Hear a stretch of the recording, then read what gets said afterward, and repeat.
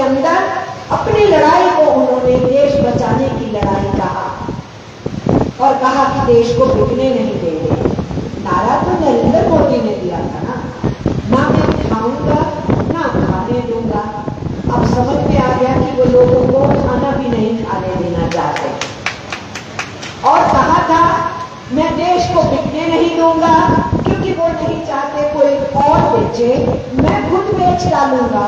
तो जो उन्होंने नारे फेंके थे उन नारों के असली मायने समझ में आ रहे हैं। इसलिए साथियों हालात तो बहुत खराब है, चाहे हमारी रेल हो, चाहे हमारा पेट्रोलियम सेक्टर हो, चाहे हमारे बैंक हो, चाहे हमारी इंश्योरेंस कंपनीज हो, चाहे हमारा कोयला हो, चाहे हमारा स्टील हो, हमारा कॉपर हो, हमारे सोने की खदानें हो, हमारी हीरे की खदानें हो, हमारे अब्रक के खजाने हो, वो सब कुछ बेचने में ये लगे हुए हैं। ये तो साफ समझ में आ रहा है। और एटॉमिक साइंस को भी नहीं छोड़ रहे, स्पेस साइंस को भी नहीं छोड़ रहे, उसको भी निजी क्षेत्र के अंदर लगा रहे और नए नए नारे कहते हैं।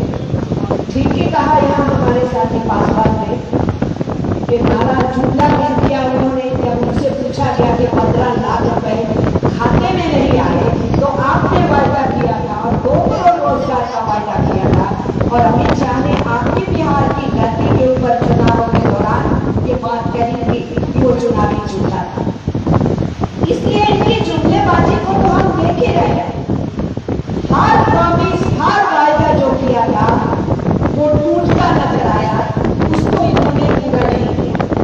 तो वो स्थितियां हम देख रहे हैं।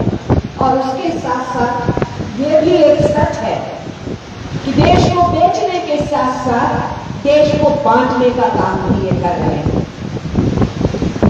हम हैरान नहीं है, क्योंकि यही इनकी सोच और समझ का हिस्सा है और उसे हमें जान लेना चाहिए, समझ लेना चाहिए। और उससे समझ में आता है राजनीतिक परिवर्तन तो हो रहे हैं, MLA MPs की खरीद फरोख्त हो रही है, सरकारें बन रही हैं, चुराई जा रही हैं, बेची जा रही हैं, खरीदी जा रही है। लेकिन मुल्क के अंदर असली लड़ाई जो है इस देश के संसाधनों की रक्षा करने की, लोगों के हाथों को काम देने के, काम के पूरे दाम देने के, उनके सिर के ऊपर छत देने के, उनको सामाजिक सुरक्षा देने के, उनको काम के स्थान पर सुरक्षा देने के, उनको बुढ़ापे में पेंशन देने के, इन लड़ाइयों को लड़ते हुए उस किस्म का शोषणहीन समाज बनाने की जो लड़ाई है वो कम्युनिस्ट और कम्युनिस्ट ही लड़ सकता है। उसके ऊपर हमें चर्चा करनी है, उसके ऊपर हमें अपने आप को समर्पित करना है, जो हमारी पिछली पीढ़ियों ने अपने आप को समर्पित किया, जिनको हम नम्र करते हैं, याद करते हैं, उनसे प्रेरणा लेते हैं, वो हमें समझना। नौजवानों का कितना दर्द है बेरोजगारी की हालत में, बिहार से ज्यादा कौन समझेगा। जब अग्निपथ को लाया गया स्कीम को और कहा कि अग्निवीर तैयार करेंगे, बिहार के बच्चे, यूपी के बच्चे, हिंदुस्तान के कई और राज्यों में, लेकिन सबसे ज्यादा बिहार के नौजवान सड़कों पे उतरे, रेल पटरियों पे उतरे। हम हिंसा को, आगजनी को तो समर्थन नहीं करते, पर हम उन नौजवानों के दर्द को समझते हैं।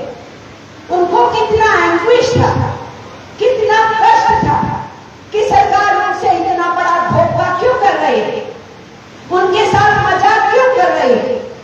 आप एप्लीकेशन निकालते हैं कि 60 लाख रोजगार देने में पैदा करेंगे, आप उनके माँ बाप के पैसे खर्चवाते हैं और वो एप्लीकेशन डालते हैं, उसके बाद इम्तिहान देके वो पास हो जाते हैं। उनमें से कुछ लोग लिस्ट में नाम आ जाता है और सालों साल वो इंतजार करते हैं, आप रोजगार नहीं देते। बच्चे तैयारी कर रहे हैं कि हम फौज में जाएंगे, आप उनके साथ मजाक करते हो कि 4 साल की तो मैं फिक्स नौकरी देंगे। बच्चे क्या करेंगे? रेलवे की ही नहीं, कितनी नौकरियों की एप्लीकेशन निकलती, बहुत से बच्चे चाहते हुए भी एप्लीकेशन नहीं भर पाते हैं, क्योंकि उनके माँ बाप के पास उसको भरने का पैसा नहीं है उस इम्तिहान को देने के लिए। उन स्थितियों से हमारा नौजवान गुजर रहा है। 2 करोड़ 8 साल रोजगार देने थे तो 8 बरस हो गए, 16 रोजगार पैदा नहीं हुए, रोजगार छीने गए। जॉब लॉस हो रहा है आज पूरे देश के अंदर।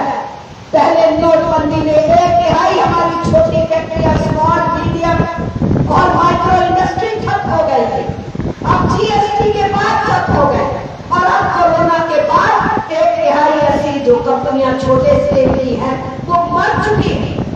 उनमें काम करने वालों को काम जा चुका है और सरकार कहती है कि हमने तो बहुत भला कर दिया काम पर। देश में तो कोई समस्या ही नहीं है बेरोजगारी की। आप कैसे बोल रहे हैं? ये कोई मैं कम्युनिस्ट पार्टी के दफ्तर से, ये एकटक के दफ्तर से आंकड़े नहीं लाए। खुद उन मालिकों की जो संस्था है उन्होंने खुद बोला हमारे 1/3 फैक्ट्रियां मर चुकी हैं, कभी दोबारा जिंदा नहीं हो सकते और 1/3 काम नहीं शुरू कर पाई है। काम करेंगी तो कब? पहले वाले दौर में पहुंचे कि हम नहीं जानते और केवल 1/3 ने काम शुरू किया। ये लॉकडाउन के बाद की मैं बात कर रही हूँ और नोटबंदी के टाइम पे भी लोगों की जेबों से पैसा निकलवा दिया गया। भारतीय जनता पार्टी ने, आरएसएस ने अपना सारा काला पैसा सफेद बना दिया और इस बात का जवाब कौन देगा? मिस्टर नरेंद्र मोदी और अमित शाह। ये बात निकली और अखबारों में छपी और आपने उसको दबा दिया, क्योंकि हमारे यहाँ जहाँ नोट छपते हैं वो सरकारी प्रेस होती है और जहाँ पर हमारे सिक्के बनते हैं उसको मिंट बोला जाता है।